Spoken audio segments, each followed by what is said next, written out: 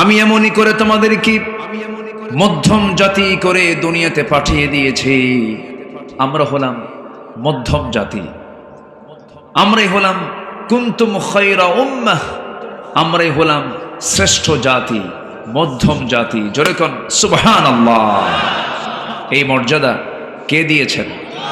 এই আয়াতটা হলো সূরাতুল বাকারার 143 নম্বর আয়াত, অর্থাৎ সূরাতুল বাকারার আয়াত সংখ্যা হলো 286, 286টা আয়াত। এর ঠিক মিডিল প্লেসে, মিডিল জায়গা আল্লাহ তাআলা রেখেছেন হলো 143 নম্বর আয়াত, যার অর্থ হলো আমি তোমাদেরকে মধ্যম জাতি করে এই দুনিয়াতে পাঠিয়েছি।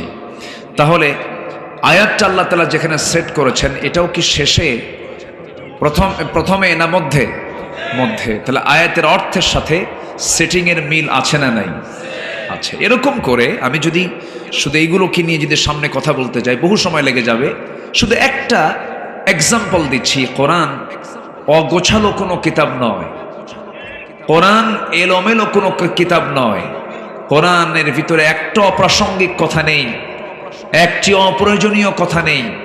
কোরআন সাজানো গোছানো একটি কিতাবের নাম, যা পৃথিবীর সকল জ্ঞানের চাহিদা মিটায়া দেয়। যেরকম সুবহানাল্লাহ। সায়েন্টিস্ট সায়েন্স নেবে পাবে, এরপরে যারা জিওগ্রাফি নিয়ে গবেষণা করেন তারা এখানে পাবে। সৌরজগতের তথ্য আল্লাহ তাআলা এর মধ্যে দিয়েছেন।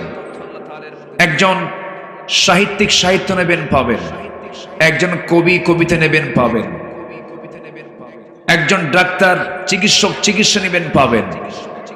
এক কথায় যেদিক থেকে জ্ঞান আহরণ করতে চান, সকল জ্ঞানের ভান্ডার হলো কোরআনে কারীম। যেরকম সুবহানাল্লাহ। সম্মানিত ভাইয়েরা, তাহলে আল্লাহ তাআলা কোরআনটা দিয়েছেন এলোমেলো করে না সাজানো করে? আকাশটা কি মনে হয় এলোমেলো? এই সূর্যটা কি এলোমেলো? আমরা অন্ধকার দূর করার জন্য কত হাজার লাইট লাগাই, কাম হয় না। আর এই গোটাল বিশাল এই পৃথিবী, এই ভূখণ্ড, এই আকাশকে আলোকিত করার জন্য আল্লাহ তাআলা লাইট সেট করছেন কয়টা? মাত্র কয়টা? একটা। অগোছালো? কি সুন্দর সাজানো। এবং এই আকাশকে সাজানোর জন্য, ডেকোরেশন করার জন্য রেখেছেন এই আকাশের নিচে মহাশূন্যে অসংখ্য তারকা, যা আমাদের চোখে লাগে হলো জোনাকির মতো। আসলে কি তা জোনাকির মতো না, কত বড়, যেটা আমাদের ব্রেনেই খেলবে না। এই সূর্য প্রদীপ্ত আলো। তাবারাকাল্লাযী জাআলা ফিস সামাই বুরুজান ওয়া জাআলা ফিহা সিরাজান ওয়া কামারান মুনীরা। এই সূর্যের চাইতে ওই তারকাগুলো, যে তারকা আমরা জোনাকির মতো দেখতে পাই, Betelgeuse, supernova, Adhara. Betelgeuse একটা তারকা আছে যা সূর্যের চাইতে 33 কোটি গুণ বড়। কয়টা তারা? একটা তারা কি আছে আকাশে? অসংখ্য তারকা। জোরে বলেন সুবহানাল্লাহ। সব কি এলোমেলো না সাজানো? সাজানো। শুধু সূর্যটা যদি 1 ইঞ্চি আগে আসতো পৃথিবী জ্বলে পড়ে সারখার হয়ে যেত। আবার যদি সূর্য যদি পৃথিবী থেকে 1 ইঞ্চি দূরে থাকতো, পৃথিবী ঠান্ডায় হিমশীতল হয়ে মানুষ মারা যেত। কি সাজানো গোছানো। সাবআতু আবহুর, 7 সমুদ্র আল্লাহ তাআলা সাজিয়ে নিয়েছেন। প্রাণীকুল সাজানো গোছানো, সব কিছু সাজিয়ে রেখেছেন। বাবুই পাখি কোথায় থাকবে তার ব্যবস্থা করে দিয়েছেন। জলভাগের জলজ প্রাণী নীল তিমি, সে কি খাবে তার বাজেটগুলো সব সাজিয়ে রেখেছেন কে? সম্প্রতি দেখলাম নীল তিমি এত বড় যে তার হাড়ের ওজন হলো 600 কেজি। ছোট মোটো হয়ে গেছে মনে হয় নাকি? হাড়ের ওজন কত? 600 কেজি ওজন হচ্ছে তার হাড়ের যে বিট হয়, হার্টবিট, হৃদস্পন্দন, প্রতি মিনিটে 10 থেকে 12 বার হয়। আর এটার আওয়াজ শোনা যায় 3 থেকে 4 মাইল দূর থেকে। বিশাল প্রাণী। এ কি 1 কেজি 2 কেজি খায়? এর খাবারের ব্যবস্থা কে করেছেন? কি এলোমেলো না সাজানো? সাজানো, পরিকল্পিত। সম্মানিত ভাইয়েরা, আমার দেশে কয়েকদিন আগে আমি এই কেশবপুর কি মনিরামপুর আমার একটা মাহফিল ছিল দিনের বেলা, সেখানে খাইতে বসলাম। তো বললো, হুজুর আমাদের এলাকায় কিছু হাওড় আছে, কিছু বিল আছে, এই বিলে কিছু পাখি চলে আসে, অতিথি পাখি। বললাম কোথা থেকে আসে? বলো যেগুলো সব সাইপ্রাস থেকে আসে, তারপর নিউজিল্যান্ড থেকে আসে। তো বললাম এগুলোর কি পাসপোর্ট আছে? কোনো ভিসা লাগায় আসে? মুসলিম হুজুর ওরা যখন আসে, আকাশ যেন ঘন মেঘ, যেমন দেখতে আকাশ ঘন মেঘ হলে যেমন দেখা যায়, ঘন মেঘ হলে পর আকাশ যেমন দেখা যায়, ওরা যখন আসে এরকম ঘন মেঘের মতো দেখা যায়, এত পরিমাণ আসে। দেখেন হাজার হাজার মাইল টপকি আসতেছে। কেন? ওই সময় ওই নিউজিল্যান্ড সাইপ্রাসে প্রচুর ঠান্ডা, -10, -15, -20, ওদের জীবন বাঁচানোই কঠিন। তখন ওরা করে কি জানেন? আল্লাহ তাআলা ওদেরকে ওহী দেন, জোরে কোন সুবহানাল্লাহ। ওয়া আওহা ইলান নাহলি, ওয়া আওহা ইলান নাহলি, আল্লাহ তাআলা মৌমাছিকে যেমন ওহী দেন, তো আল্লাহ তাআলা ওদেরকে ইনফর্ম করেন, তোরা এই জায়গায় বাঁচবি না, তোরা চলে যা এই সাইপ্রাস থেকে, এই নিউজিল্যান্ড থেকে তোরা বের হয়ে যা। তোদের যাওয়ার জন্য আমি আল্লাহ পাসপোর্ট রেডি করে দিয়েছি, ভিসা রেডি করে দিয়েছি, তোদেরকে আকাশপথে কেউ আটকাবে না, সোজা চলে যাবি ওই অভয়নগরের, ওই মনিরামপুরের, ওই কেশবপুরের হাওড়গুলোতে, বিলগুলোতে গিয়ে পড়বি। ওই জায়গায় কিছু মাছ রেখে দিয়েছি, কিছু খাবারগুলো রেখে দিয়েছি। 2 মাস 3 মাস তোদের যখন খাওয়া হয়ে যাবে, তোরা আরাম মতো, যখন তোদের দেশের আবহাওয়া ঠিক হয়ে যাবে, আবার তুই আমার আঁকানো পথে তুই আবার তোর দেশে ফিরে আসবি। জোরে কোন সুবহানাল্লাহ। দেখেন হাজার হাজার মাইল টপকি আসতেছে একটা পাখি, অতিথি পাখি। এই অতিথি পাখিকে এই ছোট্ট মাথায় বুদ্ধিটা দিয়ে দিলেন, তিনি কে? অগোছালো না গোছালো? বলেন এলোমেলো না সাজানো? সাজানো। আমার বন্ধুগণ, আল্লাহর কালামটাও সাজানো কিতাব, সব কিছুর মধ্যে বলে দিয়েছেন। সময় তো খুবই অল্প, শুধু আমি এক কোরআন সম্পর্কে একটা লাইন বলি, শেষে মূল আলোচনার দিকে যেতে চাচ্ছি। এক কথায় বান্দার জীবনের দোলনা থেকে শুরু করে নিয়ে মৃত্যু পর্যন্ত, মৃত্যুর পর থেকে শুরু করে নিয়ে হাসর পর্যন্ত, একটা বান্দার জানার জন্য, বোঝার জন্য, আমলের জন্য যা কিছু প্রয়োজন, সমস্ত প্রয়োজন আল্লাহ তাআলা এই কিতাবে মিটায় দিয়েছেন। যেরকম সুবহানাল্লাহ। তিবয়ানাল লিকুল্লি শাই। আমরা তো ব্যবসা খুঁজি বহু, কোন ব্যবসায় লাভ আছে, কিন্তু আসল ব্যবসার দিকে আমরা আসি না। আল্লাহ তাআলা বিজনেস শব্দটাই বলেছেন, তিজারা শব্দটা বলেছেন। আল্লাহ তাআলা বলেছেন 3টা কাজ করবা, এই 3টা কাজে কোনো লস নাই। আল্লাহ রাব্বুল আলামিন সূরা ফাতিরের মধ্যে বলছেন, ইন্নাল্লাযীনা ইয়াতলুনা কিতাবাল্লাহ ওয়া আকামুস সালাতা ওয়া আনফাকু মিম্মা রাযাকনাহুম সিররাও ওয়া আলানিয়াতান ইয়ারজুনা তিজারাতান লান তাবুর। জোরে বলুন আল্লাহু আকবার। ঈমান যারা আনবি, আল্লাহর কালাম যারা তেলাওয়াত করবি, নামাজ যারা কায়েম করবে, নাম্বার 1 আল্লাহর কালাম যারা সুন্দর করে তেলাওয়াত করবে। তেলাওয়াত মানে হলো বুঝে পড়া, কিরাআত মানে হলো সুন্দর করে শুধু পড়া। কিরাআত, তিলাওয়াত, দিরাসাত, তাদাব্বুর, সমস্ত হকগুলো যারা আদায় করে, যারা কোরআনটার হক আদায় করবে। নাম্বার 2 হলো নামাজ যারা কায়েম করবে। নাম্বার 3 হলো আমি যা দিয়েছি সেই দেওয়া থেকে, সেই রিজিক থেকে যে বান্দা গোপনে প্রকাশ্য আমার পথে খরচ করবে। এই 3টা কাজ যারা করবে তাদের ব্যবসায় কখনো লস নাই। জোরে কোন সুবহানাল্লাহ। লান তাবুর। লান শব্দটা তখনই আসে আরবিতে যেটা কখনোই, আল্লাহ তাআলা গুরুত্ব দিয়ে বলছেন কখনোই লস হবারই নয়, লস হবেই না। 3টা কাজ করো, কোরআন তেলাওয়াত করো, নামাজ কায়েম করো, আল্লাহর পথে গোপনে প্রকাশ্যে দান করো। কার পরামর্শ? আসতে বলবেন না, কার পরামর্শ? আল্লাহর পরামর্শ। আসুন আমরা কোরআনকে লালন করি, কোরআনকে পড়ি, কোরআনকে প্র্যাকটিস করি, কোরআনকে বুঝি। কোরআন বিরোধী যত ষড়যন্ত্র আছে সমস্ত ষড়যন্ত্রের বিরুদ্ধে আমরা রুখে দাঁড়াই। ক্ষমতার সম্মান পাওয়ার চাইতে না পাওয়াই ভালো। ক্ষমতার ভয়ে সম্মান পায় না অনেকে। ক্ষমতা আছে, ভয়ে সম্মান করে। ক্ষমতার ভয়ে যে সম্মান প্রাপ্তি, এই সম্মান মূল প্রাপ্তি নয়। আসল সম্মান হলো দিল থেকে যদি বান্দা বান্দার জন্য দোয়া করে।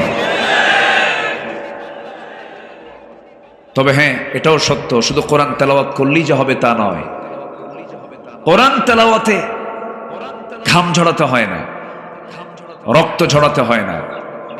কোরআন তেলাওয়াতে রক্ত দিতে হয় না, কিন্তু এই কোরআন যদি আপনি প্রতিষ্ঠার সংগ্রাম করতে যান তখন রক্ত দিতে হয়, রক্ত ঝরাতে হয়। কোরআন তেলাওয়াত সবাই করতে পারে, কিন্তু কোরআন প্রতিষ্ঠার সংগ্রাম সবাই করতে পারে না। সবাই পারে না। সম্মানিত ভাইয়েরা, আমরা ঈমান আনছি তো নাকি? আসতে কয় আমরা ঈমান আনি নাই? ঈমান তো আনছি। কেউ কয় না আমি বেঈমান। কেউ কি বলে? কেউ কি বলে আমি মোহাম্মদ বেঈমান আলী? সব কি কয়? সবাই কি কয় বলেন? সবাই বলে আমি মোহাম্মদ ঈমান আলী। কেউ বেঈমান বলে না, সবাই বলে আমি ঈমানদার, আমি মুসার দলের মানুষ, আমি ইব্রাহিমের দলের মানুষ, আমি ঈসার দলের মানুষ, আমি ইদ্রিসের দলের মানুষ, আমি আদমের দলের মানুষ। সব বলে ফেলতেছে আমি ঈমান আলী, কিন্তু সারা জীবন শুধু মরা ফেরাউনের ইতিহাস জানলাম, মরা ফেরাউনকে চিনলাম, কিন্তু আজকের মুসলমানরা আজকের দুনিয়ার তাজা ফেরাউনদেরকে চেনে না। ঠিক কিনা? তাহলে ওয়াজ শুনি মরা ফেরাউনের, তাই না? সারা জীবন তো ওয়াজ শুনলাম, শুধু মরা ফেরাউনের ওয়াজ শুনলাম। ফেরাউন তো আসলে মরেই গেছে, ওরা ওয়াজ শুনে করবো কি? নতুন ফেরাউন আছে না নাই? আসতে বলবেন না, আছে না নাই? যে ইমানদার, ফেরাউন খুঁজতে হবে মরা ফেরাউন না তাজা ফেরাউন? তাজা ফেরাউন এখন দুনিয়াতে আছে না নাই?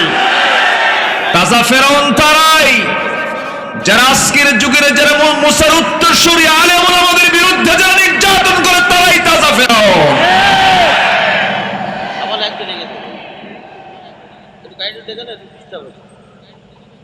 সম্মানিত ভাইয়েরা, একটু আমার দিকে তাকান।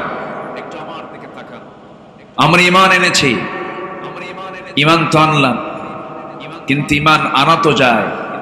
ঈমান টিকে রাখা কি সহজ? ঈমান টিকে রাখাটাই হলো সবচাইতে বড় চ্যালেঞ্জ। আমরা ঈমানটাকে টিকে রাখবো। জোরে বলি ইনশাআল্লাহ, আরো জোরে বলি ইনশাআল্লাহ।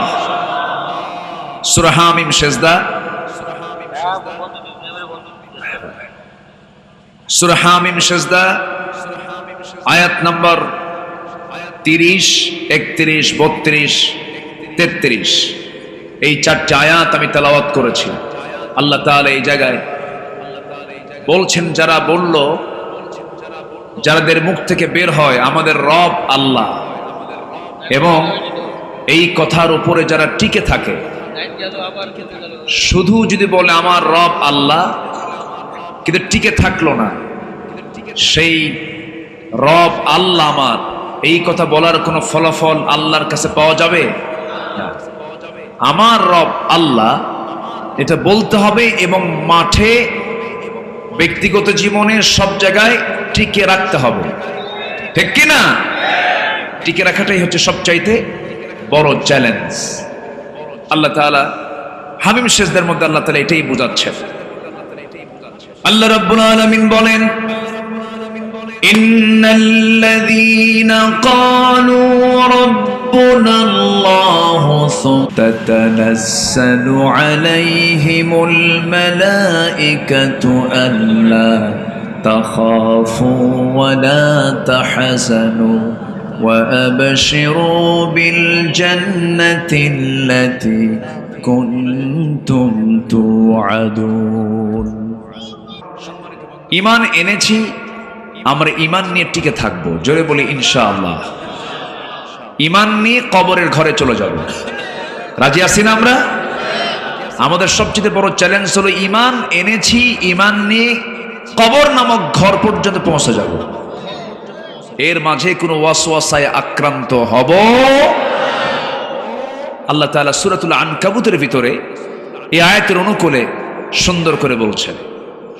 আল্লাহ রাব্বুল আলামিন বলেন, আহাসিবান নাস আন ইউতরাকু আন ইয়াকুলু আমান্না ওয়া হুম লা ইফতানুন। মানুষের ধারণা ঈমান এনেছে এতটুকু শব্দ বললে আমি তাকে ছেড়ে দেব। না না, অবশ্যই আমি তাকে পরীক্ষা করব।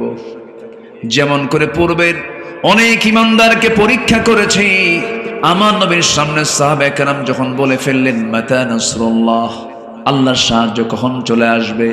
রাসূল বলেন, সাহাবীরা, তোমাদের পূর্ব যুগের বহু ঈমানদার যারা ঈমানটাকে টিকে রাখতে গিয়ে বাতিল শক্তি তাদের মাথার চামড়াগুলো টেনে টেনে পা পর্যন্ত নিয়ে আসছে, শরীরের প্রত্যেকটা অঙ্গ প্রত্যঙ্গগুলোকে টুকরা টুকরা করে দিয়েছে।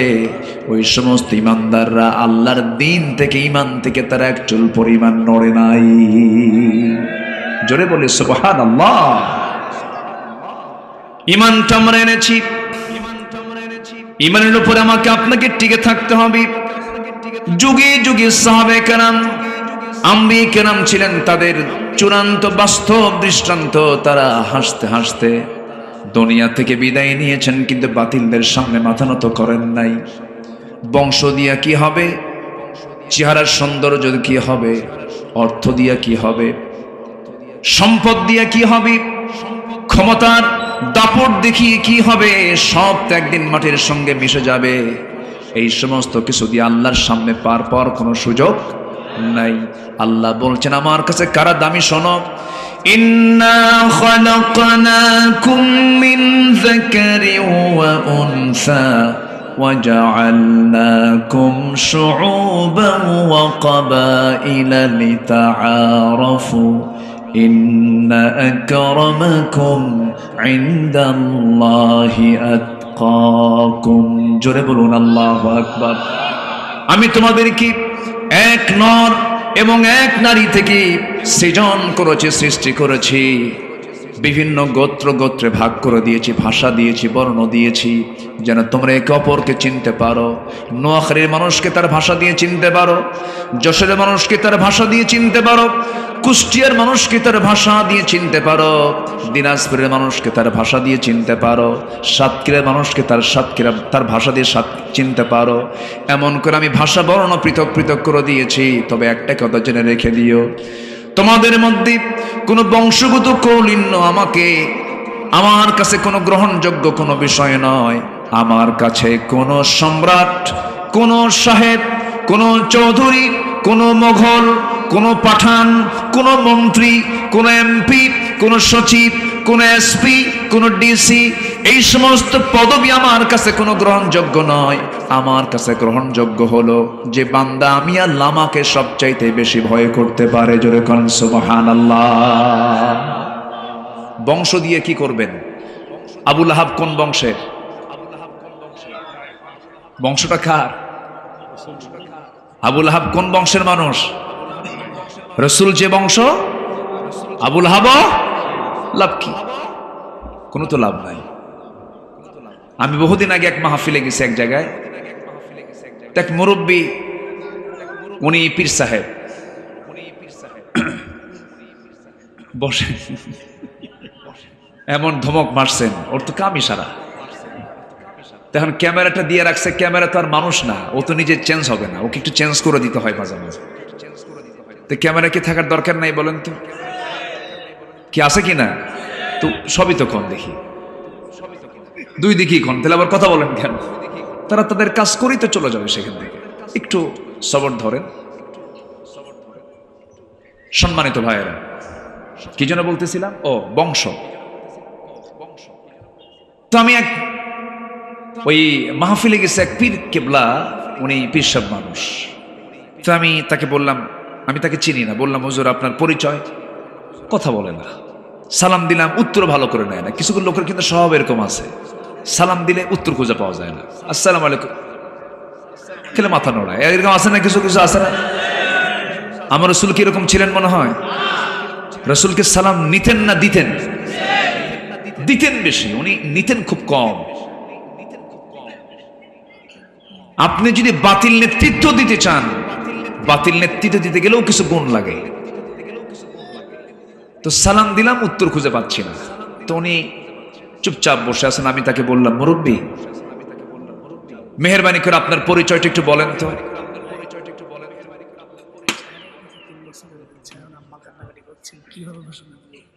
আচ্ছা থামেন, একটা ছোট্ট বাচ্চা 3 বছর বয়স হেরে গেছে।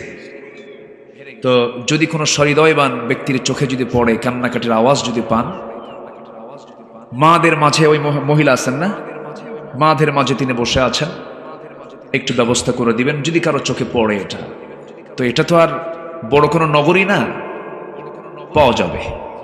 জোরে বলে ইনশাআল্লাহ। দয়া করে আর কোনো এরকম কোনো নোটিশ আমার আর দিয়েন না, আমি একটু ওয়াশ করি। এই মেশিন টেশিন ঠিক করতে তো আমার বহু সময় চলে গেল। আমার দিকে তাকান এখন। তুমি আমার সালামের জবাব ভালো করে নিলেন না, কথাও বলছেন না। তাই বললাম, মুরব্বী আপনার একটু পরিচয়টা বলেন তো। রাগ করে বলতেছে, আমি অমক পীর সাহেব। আমি পীর বিরোধী না, আমি পীরকে মহাব্বত করি। আমি অমক পীর জাদা বলছে, আমি অমক পীর জাদা। তো আমি বললাম, তাই? হ্যাঁ আচ্ছা ঠিক আছে। তো আমাকে বলতেছে, আপনি কে, আপনার পরিচয়টা কি? তো উনি যেহেতু কইছে পীর জাদা, আমি বললাম আমি হলাম নবী জাদা। নবী জাদা মানে আপনি নবী জাদা, এটা কেমন? হ্যাঁ, আপনি যদি পীরের ছেলে হয়ে যদি পীর জাদা হন, আমি হলাম নবীর ছেলে নবী জাদা। আমার বাপ আদম, আমি তার ছেলে, ঠিক কিনা? লাভ কি? লাভ তো নাই। আদমের ছেলে কি জাহান্নামে যাবে না? কি সেটা কি বাধ্য ছেলে না অবাধ্য ছেলে? এখানে হলো আনুগত্য যে করবে সে জান্নাত পাবে, আনুগত্য যে করবে না সে কোথায় যাবে? জাহান্নামে যাবে। ওয়ালাকাদ কাররামনা বানি আদম, আল্লাহ নিজ আদম সন্তানকে সম্মান দিয়েছেন। কোন সন্তান, কোন আদম সন্তান অদামি নয়, অমূল্যবান নয়। সব কার গোলাম? সব কার গোলাম? রাস্তার ফকিরটাও কার গোলাম? সকল বান্দাকে আল্লাহ সুযোগ সুবিধা দিয়েছেন 2 রকম না 1 রকম? সবার চোখ কয়টা? সবার অক্সিজেন কয়টা? সব তো একই অক্সিজেন নাকি ভিআইপিদের অক্সিজেন আলাদা, একটু ওখানে গন্ধ গন্ধ আলাদা, এরকম এরকম কিছু আছে নাকি? সব সমান। সূর্যের আলো কি ফকির একরকম পায় আর ধনী আরেক রকম পায়? না সবাই একরকম পায়? আমার বন্ধুগণ, বংশগত কৌলিন নদী, পদ পদবী দিয়া, ক্ষমতা দিয়া আল্লাহর সামনে কোনো মূল্য, কোনো সম্মান পাওয়া যাবে না। আল্লাহর সামনে দাম পেতে হলে ইমানটা লাগবে। আমরা ইমান এনেছি, ইমানটাকে আমরা লালন করব, ইমানের যত্ন আমরা করব। যে জিনিসের যত্ন নাই সেই জিনিসটা নষ্ট হয়ে যায়। আপনি লোহা কিনবেন, লোহাটা ফেলে রাখবেন, জং পড়ে যাবে। ইমানটা আমরা এনেছি, ইমানের যত্ন নিতে হবে। আল্লাহ রাব্বুল আলামিন বলেন, ইন্নাল্লাযীনা আমানু ওয়া লাম ইয়ালবিসু ঈমানাহুম বিযুলমিন উলাইকা লাহুমুল আমনু ওয়া হুম মুহতাদুন। ঈমান যারা আনবে, যারা জুলমের দ্বারা ঈমানকে আক্রান্ত করবে না, আল্লাহ বলছেন সেই ঈমানটাই হলো নিরাপদ। তারাই হেদায়েত প্রাপ্ত, তারাই হেদায়েত পেয়ে যাবে। ঈমান এনেছি, শিরকের দিকে যাব না, বিদাতের দিকে যাব না, কুফরির দিকে যাব না, জুলুমের দিকে যাব না। জালিম ঈমানদার আছে না নাই? জালেম আবার ঈমানদার হয়? তো বলুন যে আছে। জালেম কি ঈমানদার হয়? সম্মানিত ভাইয়েরা, সম্মানিত বন্ধুগণ, ঈমান এনেছি, ঈমানটার লালন করব, ঈমানটার যত্ন নেব। জোরে বলি ইনশাআল্লাহ। ঈমানের যত্ন নিয়েছেন সাহাবায়ে কেরাম। কিছু কিছু সাহাবী এত গরীব ছিলেন, এরকম গরিব এখানে কেউ নাই। এত গরিব তিনি ছিলেন। বেলাল তার নাম সবাই শুনেছেন, বেলাল বিন রাবাহ রাদিয়াল্লাহু তাআলা আনহু মক্কার সবচাইতে গরিব মানুষ ছিলেন, যার একটা সতর ঢাকার কাপড় ছাড়া আর কোনো সম্পদ তার ছিল না। শুধু সতর ঢাকার কাপড় ছাড়া আর কোনো সম্পদ তার ছিল না। সাইয়্যিদিনা বেলাল, সম্পদ নাই, টাকা নাই, পয়সা নাই, কিন্তু বেলালটার সম্মান কত দেখেন। কি আছে? ঈমান। বলেন কি আছে? বলেন আরো জোরে বলেন কি আছে? ঈমান আছে, সম্মান আছে। আমার বন্ধুগণ, সবচেয়ে গরিব মানুষ হচ্ছেন মক্কার বেলাল। সেই বেলালকে আল্লাহ তাআলা সম্মান বাড়ায়া দিয়েছেন ঈমানের কারণে। ইসলাম কবুল করেছেন। প্রথম দিকে পঞ্চম ইসলাম গ্রহণকারী ব্যক্তি যিনি ছিলেন, 5 নম্বরে যিনি দিন গ্রহণ করেছেন, সেই লোকটার নাম হচ্ছে খাব্বাব ইবনুল আরাত রাদিয়াল্লাহু তাআলা আনহু। একজন কামার। একজন কি? কামার। বেলাল হলেন দাস আর খাব্বাব হলেন কামার। কামার এলাকায় কি বলে? কামারি কয় তো। কি করে তারা? হ্যাঁ, আমরা এই জাতকে কিন্তু আমরা অনেকেই করি, মনে করি যে নিচু জাত অথবা এরকম কিছু বলি। আমরা মনে মনে ভাবি যে লোহা পিঠায় খায়, কামার কুমার, এটা ভাবি আমরা। কিন্তু আপনি কি জানেন, ইসলাম গ্রহণ করেছেন 5 নম্বরে যে ব্যক্তি, তিনি একজন কামার। জোরে কোন সুবহানাল্লাহ। একজন কামার, লোহা পিটাতেন। খাব্বাব ইসলাম কবুল করেছেন। বলা হলো, কুরাইশ এসে বলল, খাব্বাব শুনতে পেলাম তুমি নাকি ইসলাম কবুল করেছো। খাব্বাব বললেন, তুমি শুনবে কেন? দেখো আমারে, লা ইলাহা ইল্লাল্লাহ। বুকে কোনো ভয় আছে? যে ইমানদারের বুকে ভয় থাকে আল্লাহ ছাড়া, ওর ইমান আনা এখনো হয় নাই। ইমানদারের বুকে ভয় থাকবে একজনের, তিনি কে? আল্লাহ।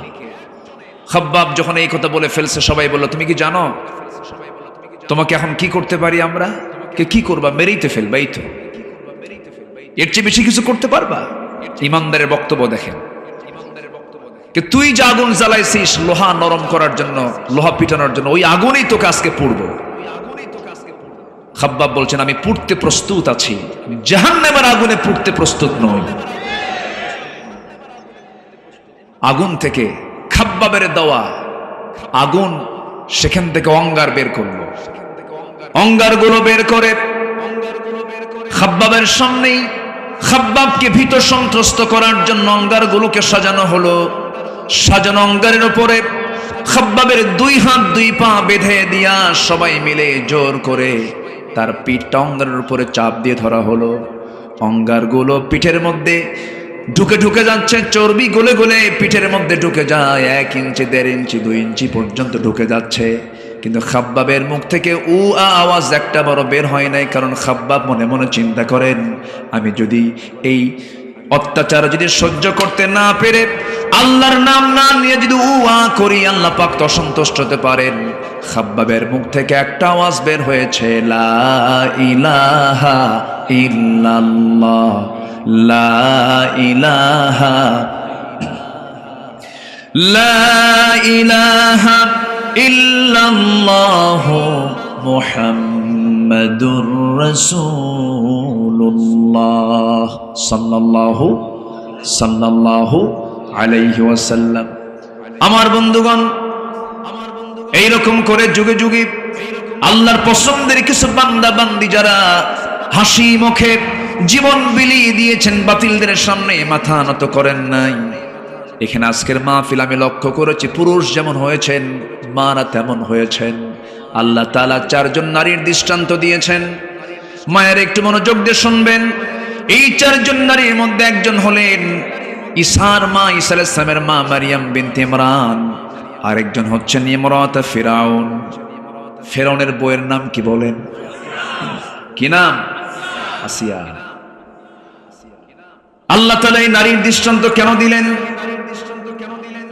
এই নারী ঈমান যখন এনেছেন, ঈমান আনার সঙ্গে সঙ্গে তিনি পরিবার ছাড়লেন, স্বামী ছাড়লেন, রাষ্ট্র ছাড়লেন, পদবি ছাড়লেন, অর্থ ছাড়লেন, রাজদরবার ছাড়লেন, দুনিয়ার যশ খ্যাতি সব ছেড়ে দিয়া ধরলেন কাকে? আল্লাহকে। তো তারা জান্নাত পাবেন না, কারা জান্নাত পাবে? আমরা তো 10 টাকা ইমান বেচে ফেলি। আসতে কয়, আমরা 10 টাকায় ইমান বেচে ফেলি। আমাদের ইমানের দাম এত। ইউসবিহু মুমিনান, সকালবেলা ইমানদার, বিকালবেলা কাফের, বিকালবেলা কাফের।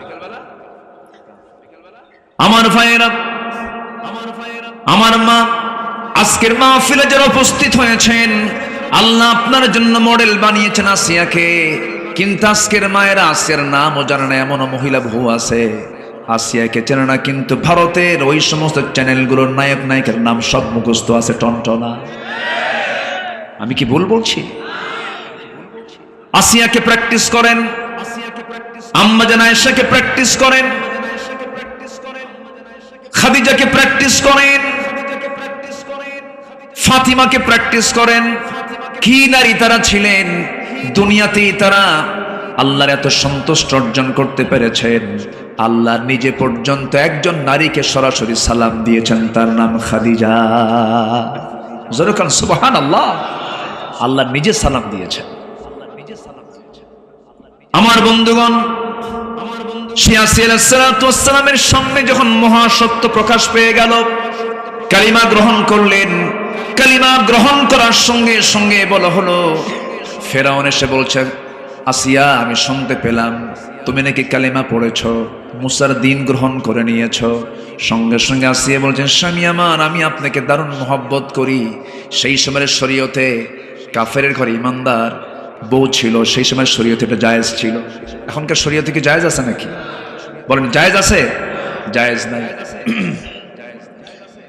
আসিয়া আলাইহিস সালাতু ওয়াস সালাম স্বামীকে ডাক দিয়ে বলছেন, স্বামী আমার, আপনি আমাকে এমন করে প্রশ্ন করছেন কেন? আপনি আমার মুখ থেকে শোনেন, আশহাদু আল্লা ইলাহা ইল্লাল্লাহু ওয়াহদাহু লা শারীকা লাহ।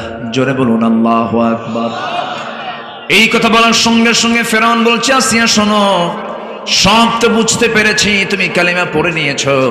আমিও জানি তোমার রব সত্য, তোমার আল্লাহ সত্য, আমি ওইটা মানি, কিন্তু প্রকাশ করতে পারবো না, কারণ আমার চেয়ারটা চলে যাবে। এমন লোক এখনো আছে না নাই বলেন? ফেরাউন কি বুঝতো না? একদিন ফেরাউনকে বলা হলো, প্রশ্ন করা হলো, ফেরাউন, যদি কোনো দাস তার মালিকের কথা না শুনে তাহলে কি করা উচিত? নীল দরিয়া সুবান দরকার। কি? নীল দরিয়ায় সুবান দরকার। মালিক মানে গোলাম যদি মালিকের কথা না শোনে, এটার উত্তর ফেরাউন কি দিল? নীল দরিয়ায়। তো ফেরাউন মরছে কোথায়? সুবান খাইছে না সুবান খায়নি? তো ফেরাউন বোঝে কি বোঝে না? বোঝে। সম্মানিত ভাইয়েরা, আজান হয়তো 10 মিনিট আগে হয়ে গেছে, আমরা আজান হয়ে গেছে, সমস্যা নাই, আমরা নামাজও পড়ব। জোরে বলি ইনশাআল্লাহ। নামাজ আমরা পড়ব, আজান হচ্ছে হয়তো বা হবে, পর্যাপ্ত সময় আছে। আমি এখনো এখানে বসে যদি আধা ঘন্টা 40 মিনিট এখনো কথা বলি, নামাজের সময়ের মাঝামাঝি সময় আমরা নামাজ পড়তে পারবো। জোরে বলি ইনশাআল্লাহ। অতএব নামাজ কেন্দ্রিক কোনো হেডেক, কোনো চিন্তা, কোনো ব্যথা আমাদের মাথায় আনার এখন দরকার নেই। আমরা শুনছি কোরআন। জোরে বলি ইনশাআল্লাহ। কোনো চিন্তা করার দরকার নাই। এখানে এমন হুজুর আসে নাই যে হুজুর নামাজ পড়ে না। আমার দেশে কিন্তু এমন দরবারও আছে যে দরবারে নামাজও লাগে না। পানির তলে মোমবাতি বাবা বাতাসে নেভে না, বাবার নামে হালকা দিলে উজু গোসল লাগে না। আছে কিন্তু আমার দেশে এরকম দরবার আছে না নাই? খাজা দিল কর তাজা, ইসমে জালাল, গাজার কলকি খাওয়া হালাল। যেরকম নাউজুবিল্লাহ, এগুলো আছে না নাই? আচ্ছা, এগুলো ইবলিসের পাঠশালা। এমন হুজুর আমার দেশে পাওয়া যায়, সিনেমা হল উদ্বোধন হবে, দোয়ার জন্য হুজুরে ভাড়া করে নিয়ে যায়। হুজুর দোয়া করে, আল্লাহ এই সিনেমার বরকত দিয়ে দাও। মদের ফ্যাক্টরি উদ্বোধন হবে, পীর সাহেবকে দাওয়াত দেয়, বলে আল্লাহ এই মদের ফ্যাক্টরিতে ব্যবসা সফল করে দাও। যেরকম নাউজুবিল্লাহ। আছে না নাই? আছে। সব হুজুরকে এক পাল্লাই মাপবেন না। আমার দেশে এক হুজুর সরকারি খরচে হজে যান, আর আমার দেশের কিছু হুজুর কোরআন প্রতিষ্ঠার সংগ্রাম করতে গিয়ে বাতিল শক্তির কাছে মাথা নত না করে জীবন দিয়ে দেন না আসে আছে না নাই? আচ্ছা, আমরা হকের উপরে টিকে থাকবো, জোরে বলি ইনশাআল্লাহ। আসিয়া কার বউ? ফকিরের বউ না রাজার বউ? রাজার বউ রাজা বড় না রাজার বউ বড়? ও দেখেন মুরব্বী কি করে, আপনার বউ তাহলে বড়, আপনার কাম সারছে। সারা জীবন মুরব্বী মনে বউয়ের বউকে ভয় করছে মনে হয়। বউই বড়, বলেন তো চেয়ারম্যান বড় না চেয়ারম্যানের বউ বড়?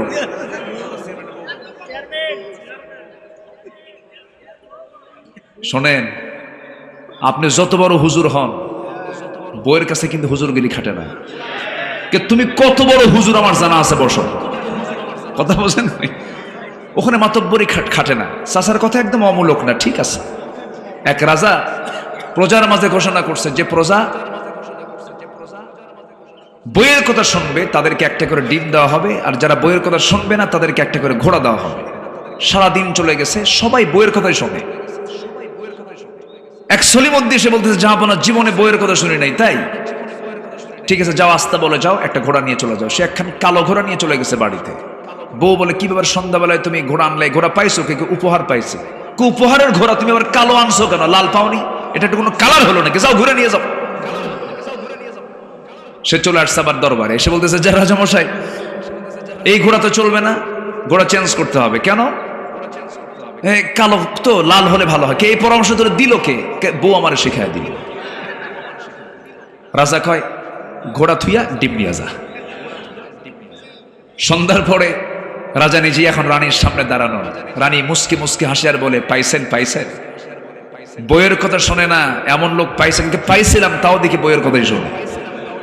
আর রানী বলে, শোনেন, যারা বইয়ের কথা শুনে তাদেরকে ঠকানোর কি দরকার? একজনের ঘোড়া দিবেন, আরেকজনের ডিম দিবেন, এটা হলো লেভেল হলো না তো। অন্তত আমার পরামর্শ হলো, যারা বইয়ের কথা শুনে তাদেরকে ডিম না দিয়া 5 কেজি করে চাল দেন। আচ্ছা ঠিক আছে। পরের দিন সকালবেলা মন্ত্রী পরিষদ বৈঠকে বলে, শোনো, আগামীকাল থেকে যারা বইয়ের কথা শোনে তাদেরকে ডিম না দিয়ে 5 কেজি করে চাল দেওয়া হোক। খাদ্যমন্ত্রী দাঁড়ায় বলে, রাজামশাই, এই পরামর্শ আপনাকে দিল কে? কে বউ আমারে শিখায় দিল। কি তারা রাজ্যের রাজাও শোনে, প্রজাও শোনে, রাজাও শোনে, বুড়ো চাচাই ফার্স্ট। আসিয়ার দাম কিন্তু কম ছিল না। আসিয়া কি কম দামি নারী ছিলেন? জাগতিক জীবনে একজন প্রভাবশালী জালিম হোক, একজন প্রভাবশালী লিডার, ফিরাউনের স্ত্রী ইমরাত ফিরাউন, ফার্স্ট লেডি অফ ইজিপ্ট, ইজিপ্টের সে ফার্স্ট লেডি, সে হচ্ছে সেকেন্ড নাগরিক। ফেরাউনের পরই তার জায়গা। কালিমা পেলেন, ইমান পেলেন, ইমান আনলেন, নির্ভীক সৈনিকের মতো বললেন, স্বামী আমার ইমান এনেছি, কি করবেন করেন। সুবহানাল্লাহ বলবেন না? চিন্তা করেন, ইমান আনতে গিয়ে স্বামী হারানো, ইমান আনতে গিয়ে পরিবার হারানো, ইমান আনতে গিয়ে নেতৃত্ব হারানো, ইমান আনতে গিয়ে সামাজিক মর্যাদা সব হারিয়ে ফেলা। কম সম ছোটখাটো কোনো ইমানদারের পরিচয় এটা বহন করে না। আসিয়া আলাইহিস সালাতু ওয়াস সালাম শেষ পর্যন্ত বলে ফেলেন, স্বামী আমার, আপনি আমার কি করবেন জানি না, আমার শেষ কথা হলো, আমার প্রতি যত অত্যাচার বাড়াবেন আমার ইমানটা তত পাকা হয়ে যাবে। ফেরাউন হামানের সঙ্গে পরামর্শ করলো। ফেরাউন বলছে, ও হামান, কি করব? হামান বলতেছে, বুকের শত্রু বড় শত্রু, একে দুনিয়াতে বাঁচানো যাবে না, মেরে ফেলে দেন। সঙ্গে সঙ্গে চূড়ান্ত সিদ্ধান্ত পাকাপোক্ত হয়ে গেল। জল্লাদ প্রস্তুত করা হলো, জল্লাদ সামনে রেডি হয়ে গেল। শেষবারের মতো স্বামী তার স্ত্রীকে আদর দিয়ে বলতেছে, আমার স্ত্রী আসিয়া রে, শুধু আমার ইমানের, তোর ইমানের সাথে আমার সংঘর্ষ, কোনোদিন তোর সঙ্গে দ্বন্দ্ব লাগে নাই, আমার সর্বশেষ কথাটা তুই মেনে নে, সব আমার ঠিক থেকে যাবে, সংসার ঠিক থাকবে, আমার সব কিছু ঠিক থাকবে। আসিয়া বলছেন, স্বামী আমার, আপনি আমাকে যত বুঝাবেন আমার ইমান তত পাকা হয়ে যাবে। শেষ পর্যন্ত ফেরাউন অর্ডার দিয়ে দিল আসিয়া। এমন সময় তিনি জল্লাদের মুখোমুখি হয়ে গেলেন। জল্লাদ তার মাথার সামনে চলে এলো, করাত নিয়ে কপাল ঠেকিয়ে দিল। এমন সময় লাস্ট মোমেন্টে আসসালাম একটা দোয়া করেছিলেন আজ থেকে 4000 বছর আগে। আল্লাহ তাআলা তার দোয়াটা এত যত্ন করে রেখে দিয়েছেন যে আল্লাহর কালাম কোরআনের মধ্যে তার হুবহু দোয়াটা আল্লাহ তাআলা কপি করে তুলে দিয়েছেন। জোরে কোন সুবহানাল্লাহ। এখানে কার দোয়া আছে? আসিয়ার দোয়া। কার দোয়া? আসিয়ার দোয়া আছে। যুগে যুগে আল্লাহ তাআলা কিছু মহামানবের ইতিহাসগুলোকে তুলে ধরেছেন, তাদের ওসিয়ত, তাদের দোয়াগুলো, তাদের নসিহাগুলো তুলে ধরেছেন। যেরকম লোকমান আছে না, কোরআন শরীফের লোকমানের ওয়াজ আছে না নাই? আজকে তো সময় নাই, কয়টা বলবো আমি। আলাইহিস সালাতু ওয়াস সালাম শেষ পর্যন্ত তিনি কি করলেন? ওই সময় তিনি যখন কপালে যখন ফেরাউন জাল্লাদকে অর্ডার দিয়েছে, করার দিয়ে চেরা শুরু করো, স্টার্ট শব্দ যখন বলে ফেলেছে, তিনি দোয়াটা স্টার্ট করলেন। তিনি বললেন, রব্বি বিনিলি ইনদাকা বাইতান ফিল জান্নাহ ওয়া নাজ্জিনি মিন ফিরআউনা ওয়া আমালিহি। আল্লাহ, তুমি আমার জন্য বানায় দিবা একটা ঘর। কয়টা? জান্নাত থেকে একটা ঘর থাকবে নাকি? জান্নাতে তো অসংখ্য ঘর থাকবে, কিন্তু আসিয়া বলছেন, আল্লাহ তুমি আমার জন্য একটা ঘর তুমি আমাকে জান্নাতের মধ্যে দিবা, তবে সেই ঘরটা হওয়া চাই ইনদাকা, তোমার কাছে। যেরকম সুবহানাল্লাহ। আল্লাহ তোমার কাছে ঘর দিবা, তোমার ঘরের দেওয়ালের সঙ্গে ঘর, এমন একটা ছোট্ট ঘর তুমি আমাকে বানায় দিবা। আর তোমার কাছে ফরিয়াদ করি, ফেরাউনের যাবতীয় অপকর্ম থেকে, তার অনিষ্ট থেকে তুমি আল্লাহ আমাকে নাজাত দিয়ে আমাকে দুনিয়া থেকে তুলে নাও। ইমানদারের সবচেয়ে আনন্দের জায়গা হলো বান্দা যখন মরার মধ্য দিয়ে কার সঙ্গে সাক্ষাৎ লাভ করে? কার সাথে? আল্লাহর সাথে। ইমানদারের সবচেয়ে আনন্দের বিষয় হলো মৃত্যু। ইমানদার আনন্দের বিষয় কি? মৃত্যু। কারণ মৃত্যু না হলে দেখা হবে না কার সাথে? আমাদের আল্লাহর সঙ্গে দেখা হওয়ার মাঝে, আল্লাহর সঙ্গে দেখা হওয়ার পথে মাঝে বাধাটা কি বলেন? মৃত্যু। তাহলে যে বাধা মৃত্যু আল্লাহর সঙ্গে দেখা হওয়ার ক্ষেত্রে, তো সেই মৃত্যু কি ইমানদার কখনো ভয় পেতে পারে? আসতে বলবে না, ভয় পেতে পারে। যে ইমানদার মৃত্যুকে ভয় পায়, বুঝতে হবে সে আল্লাহকে এখনো ভালোবাসতে পারে নাই। সে আল্লাহকে এখনো ভালোবাসতে পারে নাই।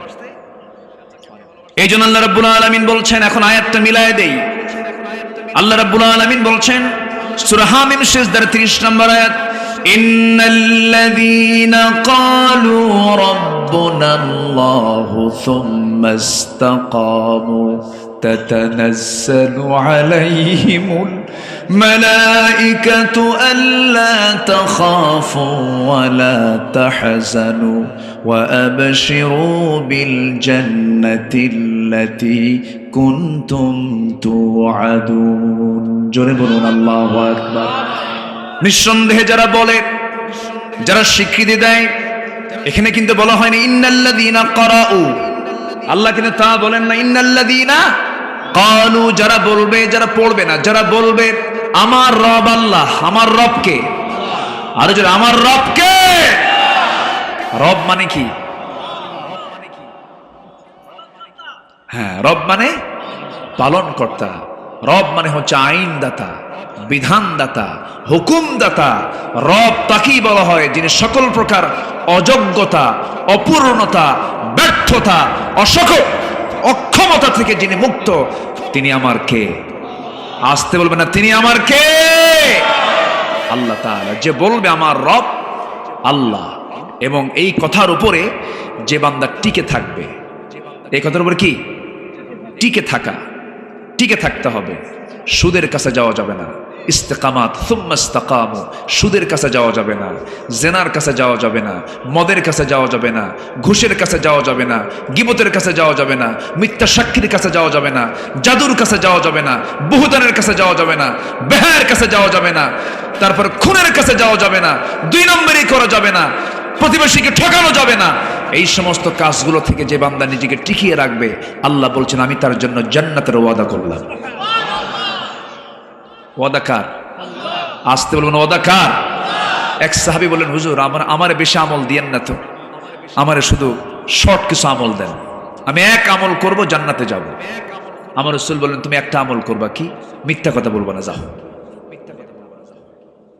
জোরে বলি আল্লাহু আকবার। এখানে তো যারা আছি জীবনে কোনোদিন মিথ্যা কথা বলি নাই।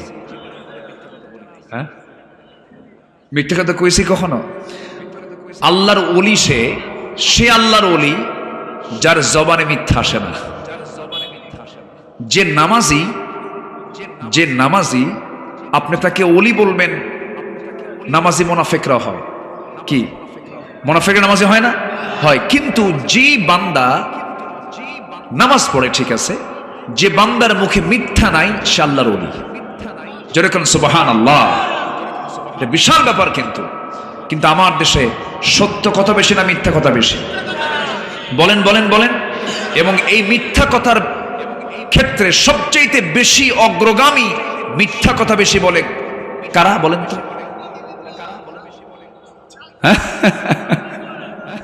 আচ্ছা, আমি কিন্তু বলি না, আমার কিন্তু দোষ নাই, সব কিন্তু আপনারাই বলে দিলেন আমাকে। মিথ্যা কারা বলে? সম্মানিত ভাইয়েরা, কিন্তু আমার নবী, তিনি কি দেশ চালান নাই? তিনি কি রাজনীতি করেন নাই? তিনি কি সমাজ চালান নাই? বলেন তো, কোন ব্যক্তির জীবনে মুখ থেকে একটা মিথ্যা কথা বের হয় নাই? সেই মহান ব্যক্তির নাম কি বলেন? মুহাম্মদ সাল্লাল্লাহু। অতএব যে সমস্ত নেতৃত্বে মিথ্যা আছে, যে নেতৃত্বে নামাজের কথা নাই, যে নেতা আপনাকে মদের বোতল তুলে দেয়, যে নেতা আপনার সামনে ইয়াবা তুলে দেয়, যে নেতা আপনার সামনে নারী তুলে দেয় জিনা করার জন্য, যুবকরা সেই নেতৃত্বের মুখে তোমরা জুতা মারো, থুতু মারো। রাজি আছেন কারা কারা? হাত উঁচু করে দেখান মুসলমান।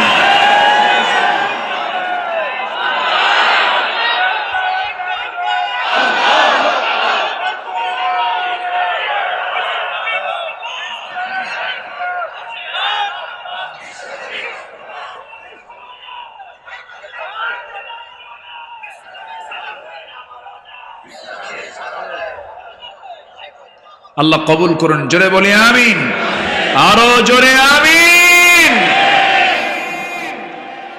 আজকে জুমার দিন, এই সময়টা দোয়া কবুলের সময়, বলি আলহামদুলিল্লাহ। এই মাহফিলের শেষ দোয়া যখন হবে, এই শেষ দোয়া থেকে বঞ্চিত হতে চান কারা কারা? হাত তোলেন। কেউ আছেন? আমরা শেষ মোনাজাত পর্যন্ত থাকবো। জোরে বলি ইনশাআল্লাহ, জোরে বলি ইনশাআল্লাহ। একটা মানুষও নড়বেন না। আমি আয়াতটা আস্তে আস্তে শেষের দিকে যাচ্ছি, এখনো সময় আমার হাতে বেশ আছে। আমি ঘড়ি দেখছি আর ওয়াজ করছি, ভাববেন না যে আসর নামাজ কাজা হবে। নামাজ আমরা পড়বো। জোরে বলি ইনশাআল্লাহ। এখন দিন তো অনেক বড় হয়ে গেছে, দিন আর ছোট নেই। সম্মানিত ভাইয়েরা, তাহলে আমরা এতক্ষণের আলোচনায় প্রথম দিকে যারা আসছেন, শুরুতে আমি যে মেসেজটা দিয়েছি সেটা হলো আমরা কোরআন শিখবো। জোরে বলি ইনশাআল্লাহ। নাম্বার 2 হলো ঈমান এনেছি আমরা। বংশগত কোনো পরিচয় দিয়ে ঈমান রক্ষা করা যাবে না। ঈমান রক্ষা করার জন্য ঈমান এনেছি, টিকে রাখতে হবে। সবাই টিকে রাখবো তো ইনশাআল্লাহ? সাহাবায়ে কেরাম টিকে রেখেছেন, আমরাও টিকে রাখবো। জোরে বলি ইনশাআল্লাহ। আসিয়ার মতো নারী জীবন দিয়েছেন, আমরা প্রয়োজনে জীবন দেব, শহীদ হব, বাতিল শক্তির কাছে মাথা নত করব না। সম্মানিত ভাইয়েরা, সম্মানিত বন্ধুগণ, আমার নবীজি একদিন বসে আছেন, সাহাবে কেরাম এসে বলছেন, ইয়া রাসূলুল্লাহ, খুবাইব মার খায়, খাব্বাব মার খায়, সবাই মার খায়, সাহায্য আল্লাহর কোন দিন আসবে? রাসূল বললেন, সাহাবীরা, তোমরা কি জানো আমার আগের বহু নবীকে পর্যন্ত হত্যা করা হয়েছে, শহীদ করে দেওয়া হয়েছে। এত সস্তা নয়। জান্নাত পেতে হলে পরীক্ষা করবেন কে? আসতে বলবেন, পরীক্ষা করবেন কে? যে ইমানদারের জীবনে পরীক্ষা নাই, তার ঈমান আনা এখনো হয় নাই। একটু কান লাগাবেন। আল্লাহ তাআলা কেন এই আয়াতটা বললেন? وَلَنَبْلُوَنَّكُمْ بِشَيْءٍ مِّنَ الْخَوْفِ وَالْجُوعِ وَنَقْصٍ مِّنَ الْأَمْوَالِ وَالْأَنفُسِ وَالثَّمَرَاتِ وَبَشِّرِ الصَّابِرِينَ। জোরে বলুন আল্লাহু আকবার। আমি তোমাদেরকে পরীক্ষা করব অবশ্যই, ভয়ের দ্বারা, ক্ষুধার দ্বারা, সম্পদের ক্ষয়ক্ষতির দ্বারা আমি তোমাদেরকে পরীক্ষা করব। আল্লাহ তাআলা ওয়াদা করছেন পরীক্ষা নেবার জন্য। সেই পরীক্ষা আমরা সবাই দিতে রাজি আছি নাকি? আমার বন্ধুগণ, যে ইমানদার নামাজ পড়বে, রোজা রাখবে, হজ করবে, দান করবে, সাদকা করবে, ওই বান্দা জিকিরও করলো, কি বলে, শেষ রাতে তাহাজ্জুদ পড়লো, আবিন নামাজও পড়লো, নফল পড়লো, জিকির আজগার করলো, কিন্তু কোরআনের নির্দেশিত একটা পথ, যে বান্দা জিহাদের তামান্না রাখলো না, যে বান্দা আল্লাহর পথে খরচ করার মানসিকতা রাখলো না, আল্লাহ বলছেন তার জন্য জান্নাত কখনো হালাল হতে পারে না। এরকম নামাজি আমার দেশে আছে না? ইমানদার আছে না? নামাজে বিশ্বাসী, রোজায় বিশ্বাসী, দান সদকায় বিশ্বাসী, কিন্তু জমিন আল্লাহর দিন কায়েম হোক এটাতে বিশ্বাসী নয়। আছে না নয়? তার ইবাদত কবুল হবে, সে জান্নাত পাবে। কারণ আল্লাহ তাআলা জান্নাত দিবেন, শর্ত হলো দুটা জিনিস। আল্লাহ তাআলা বলছেন তুই আমাকে দুটা জিনিস দে, আমি তোকে জান্নাত দিয়ে দেব। নাম্বার 1 হলো তুই আমাকে তোর জানটা দিবি আমার পথে। যেরকম সুবহানাল্লাহ। জান দেওয়া মানে কি? জিহাদের তামান্না রাখা। কিসের তামান্না রাখা? জিহাদের তামান্না রাখা। নাম্বার 2 হলো তোর মালটা দিতে হবে। তোর মাল আমাকে যদি তুই দিতে পারিস, আমি তোকে জান্নাত দিতে পারবো। সূরাতুত তাওবা 111 নম্বর আয়াতটা বাড়িতে মিলায়ে দেখবেন, পড়বেন। আল্লাহ তাআলা বলছেন আমি জান্নাত তোর কাছে দিয়ে দিছি, তুই আমাকে দুটো জিনিস দিয়ে দে। ইন্নাল্লাহ ইশতারা মিনাল মুমিনিনা আনফুসাহুম ওয়া আমওয়ালাহুম বিআন্না লাহুমুল জান্নাহ। তুই জান মাল দিয়ে দে, আমি তোকে জান্নাত বুঝায় দেব। জোরে কান সুবহানাল্লাহ, আর জোরে কান সুবহানাল্লাহ। সম্মানিত ভাইয়েরা, মুনাফিককে নামাজে চেনা যায় না, মুনাফিককে রোজায় চেনা যায় না, মুনাফিককে চেনা যায় হলো আল্লাহর জমিনে দিন কায়েমের সংগ্রামে সে আসলো কি আসলো না। ঠিক কি না? আমরা এই ব্যাপারে সচেতন থাকবো, আমরা টিকে থাকবো মাঠে। জোরে বলি ইনশাআল্লাহ। টিকে থাকবো ইমানের ফিল্ডে, ইমান যেন শয়তান ছিনতাই করতে না পারে।